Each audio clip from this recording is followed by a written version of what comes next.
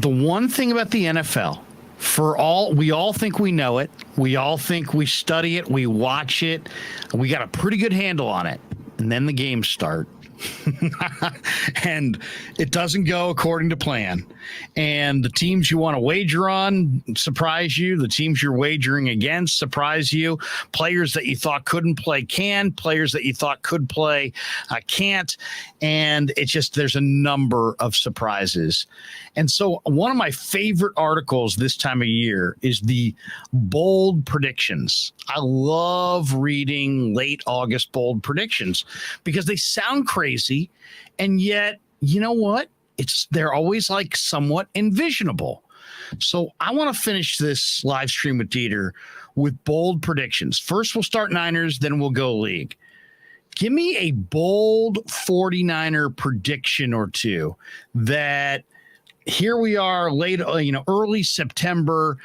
People are not thinking this, but by the time the season comes and goes, they'll look at us and say, you know what? I heard it there first. I heard Deiter say it first. I heard Ryan say it first. Larry said it first. I heard him on a live stream with Deiter and Ryan. Give me a Niner bold prediction or two that you really believe in. Who wants to go first? I'll go first. The really believe in part is the stretch here. But there is a world where this happens. There is very much a world where Trey Lance is the NFL's MVP at the end of the year. And I don't think that it takes 49ers colored glasses to get there. I think that the potential that this kid has and the gamer attitude that I think he's shown, because it doesn't always translate on the practice field, but there's a lot of guys who practice really well. I mean, Trey Sermon is playing for the Eagles now. He practiced great. Every day, training camp, you're like, hey, Trey Sermon, not half bad. Then he gets out in the game and it just fell flat. I think Trey Lance in this offense, with the sort of running that they're going to do, with the talent that he has around him, with the defense that can hold him up early, with the team that has expectations, I think he can win MVP. I really do. Now, I'd like some nice long odds on that, but he can absolutely win MVP in his first year as a full-time starter. And it'd be great if he could get off to that very early on, because then we can shut up about Jimmy Garoppolo. We can shut up about all the stuff that we saw in training camp, which was valid. We saw it. There were concerns. If he comes out of the gate and just whoops the Bears in week 1 and whoops the Seahawks in week 2, two teams that they very well could beat handily. I think they're a touchdown favorite over Chicago, 9-point favorite over Seattle at this juncture. This ball gets rolling a little bit. You don't want Kyle Shanahan with momentum behind him as a play caller. If this team stays healthy, and I'm throwing 55 caveats on it, let me just give it to you simple. Trey Lance has the talent and the infrastructure to win MVP this year. That's my bold prediction. We'll see how stupid I look or how genius I look come let's say Thanksgiving. Yeah, that's why they call it a bold prediction, right? Well, you got one? What do you got?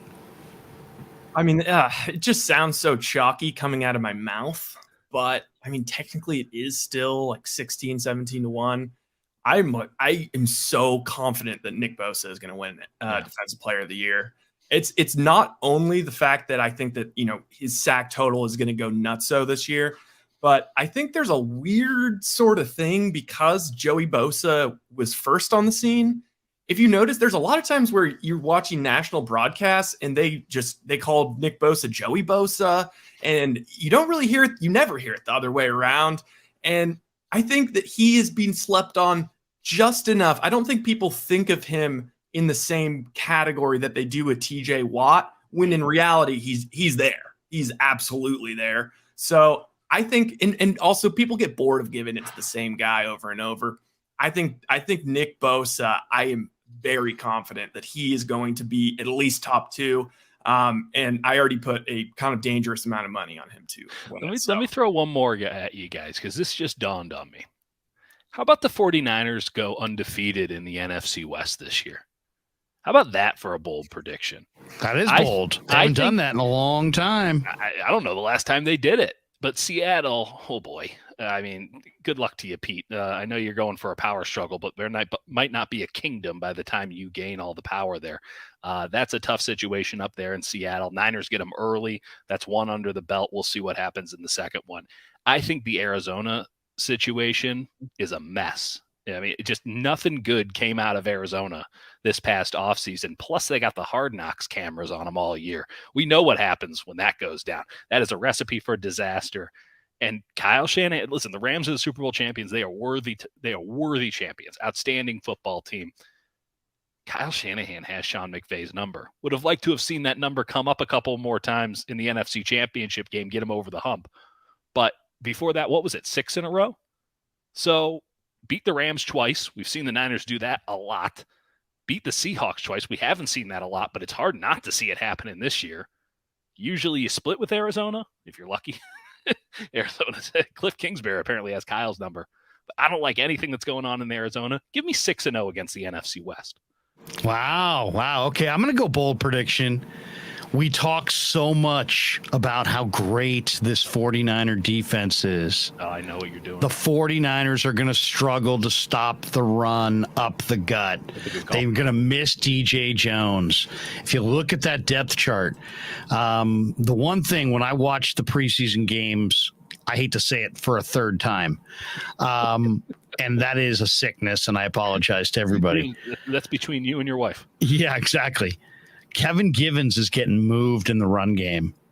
Eric Armstead, is strong against the run, but DJ Jones was the force inside, and now Kinlaw steps in, and Kinlaw plays. He's an incredible player. He's got unbelievable power, and I think he's just going to make a huge impact. But his pad level, he plays high. He loses leverage at times. They're gonna miss the man that I used to call Leverage McLeverage, DJ Jones, and the Niners, for all of the talk about this incredible defense, are going to struggle to stop the run at the point because Givens can be moved, Ridgeway can be moved, Hyder's undersized.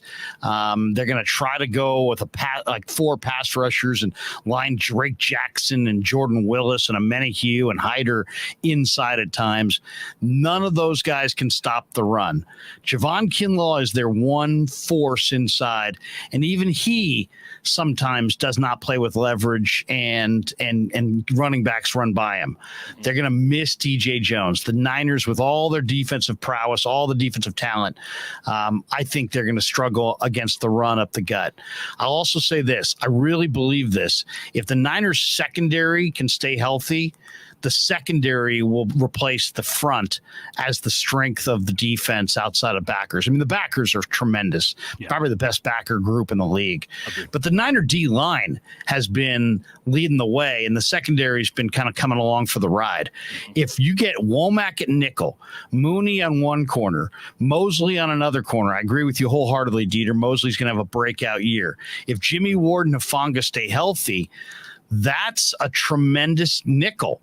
And I think you may see the nickel 70% of the time, and I think that secondary is going to lock people down. And I think there's a chance that the secondary is more dominant.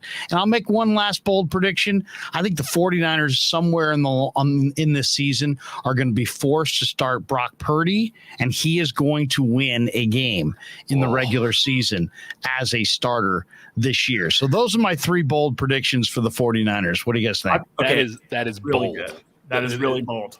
I love Very bold. I love one. I was thinking the same thing. I get accused of being negative too often, so I'm happy that you took that one. 2 is a very good prediction. Brock Purdy, we all like him. I think we might be drinking a little bit too much of the Kool-Aid here. I get why. Well, no, you know what? I don't get why. He would have gotten through waivers without an issue, Larry. I mean, I know that your tweets have power, but they don't have the kind of power that gets guys picked up for free. This was maybe more of a contractual issue than anything for the 49ers. They didn't want to actually have to waive him and then sign him to a new contract because he's cheap on the Mr. Irrelevant deal. And they thought, well, we got to keep one of these 2 guys. We might as well go with this guy because, listen, he was better than Sudfeld. There's no question about that, and he's way cheaper, and he's got upside, and I like Brock Purdy. But Kyle Shanahan overrates quarterbacks who just sort of have that Kyle Shanahan quality to them. He kind of likes robots. He likes guys who got a little scrappiness to him. He likes guys that remind him of himself. They're smart and they don't exactly have, the super traits that everybody else has, but they get it done. They're real gamers. That's why Kyle Shanahan was a slot receiver, and it's just like Brock Purdy's not winning you any games this year. I would love to see it. I would like to also remind everybody that Nick Mullins has the second most passing yards in the history of the NFL for any player through his first 16 games. Kyle Shanahan can scheme it up, but like Brock Purdy, maybe down the line, he could be a good backup. I like him. I think there's something to him. I'm glad that they kept him, but they could have gotten him on the practice squad. And if you need to go to Brock Purdy, if Trey Lance is down, if Jimmy Garoppolo is down and you're going to Brock Purdy, I mean, I'm glad that he won that game because I don't know how many more of them are winning. They're going to Purdy and he's going to win a big game. Go ahead, Rye. What were you going to say? Okay, this is originally what I wanted to say, but it's not really me being an analyst or making any predictions. It's kind of stupid. This year, the 49ers will be lucky. And by lucky, I mean this. Turnover differential, I believe, is a bit of luck.